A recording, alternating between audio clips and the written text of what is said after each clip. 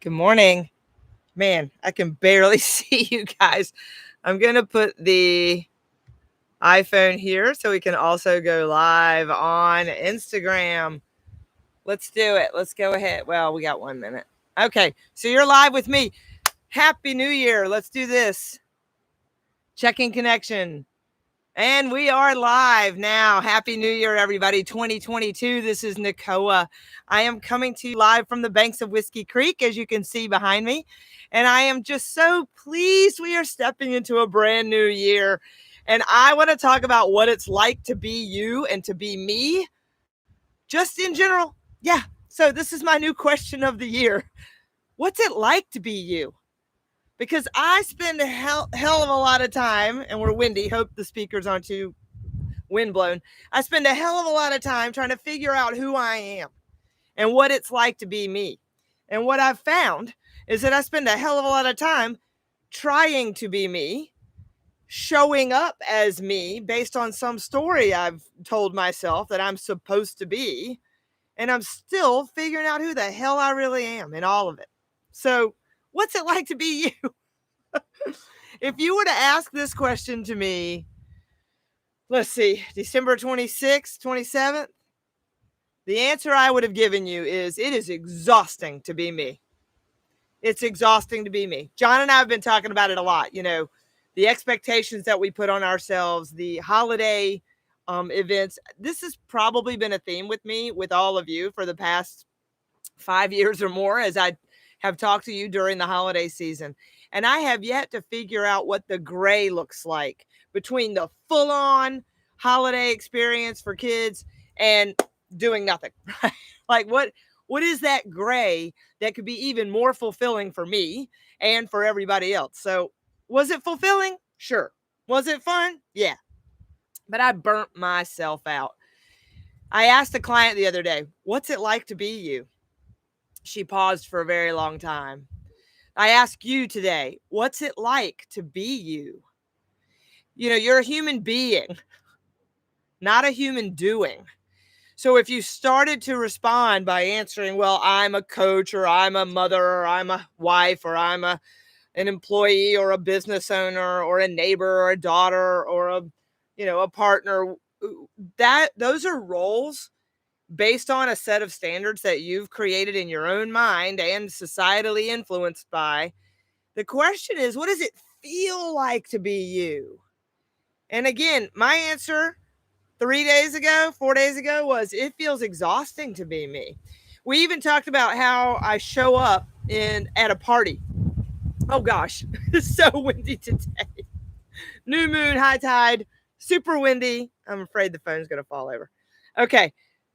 I show up at a party and I have these fantasies that NICOA is going to show up at a party and just sit still, sit in the corner, get your drink, and just observe everybody, just really have fun. This is not working. And, just sit back and relax, more self-love. But what do? I flit around. Hey, how are you? I make sure, right? I'm talking to you. I'm talking to the next person. I'm noticing the person in the corner who's not talking to anybody, and I'm making sure they feel included. It's like I'm the freaking mayor. I used to do this in human resources too. Is the foyer clean when we walk in the mornings? That's not my job, but I would do it I'd straighten the chairs in the front of the main building if they didn't look quite right. Are these OCD perfectionist tendencies? Probably. But here's the beauty of why I'm describing all of this to you. Until you can see it and ask yourself, is that serving me anymore? Does that serve me? Does that feel good? Or am I turning into the burnout martyr 3 days after I've completed the event? I've completed the party, completed Christmas, completed whatever. Can I find that interspersed balance of who NICOA is, how to really be? I mean, some of you have actually texted me. I made a comment I put on the Overboard image of Goldie Hawn in the movie Overboard. If you've never seen it, it's quite entertaining. Kurt Russell and Goldie Hawn. And there's a scene after she's completely burnt out. She's sitting in the chair and she's going, buh, buh, buh, buh, buh, buh. She literally is so worn out that she can't even function. That is how I felt. I was so burnt out that I called the glass company to make the second payment again. I couldn't remember that we had to replace some glass. And I said, look, you're going to have to forgive me. I can't remember if I paid you already. So these are beautiful, privileged burnout examples. Believe me, I know there's a lot of people out there that don't even have the option to stop being burnout. But the way you stop being burnout, even when you don't have the option, you're punching a clock or you're whatever. At the end of the day, we do have the option to be. And that is what I seek for 2022. How do you want to be in 2022? And it is up to each of us to find a way to practice a way of being. You know, I find it quite ironic that I'm an ontological coach. An ontology is a way of being. And I think I have confused over the years my doing for my way of being. Because I'm so damn excited about life and all the things I can do that I want to do all of them. And I want to do it all for you. And I want to do it for me. And I want to do it for John. And I want to do it for my 6 kids. And at the end of the day, I can't. I don't want to anymore. I don't even want to have coffee with NICOA. Sometimes, as you notice, I've stopped. Like I got to sleep in. Because I really have to figure out what does matter most to me. It's my life by design.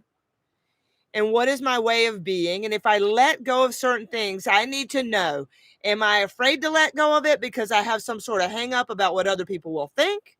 Or am I afraid to let go of it because I have defined it for so long as something that made me happy, but now I'm realizing it doesn't? It's okay to change. It's okay to adapt and adjust. So I invite you to figure out for 2022, if I were to ask you a question next month, what's it like to be you? What would you say? Hashtag life by design. Cheers. More self-love. This is for my beautiful daughter, Jane, gave me this. I love you guys. Happy New Year. Oh, bye.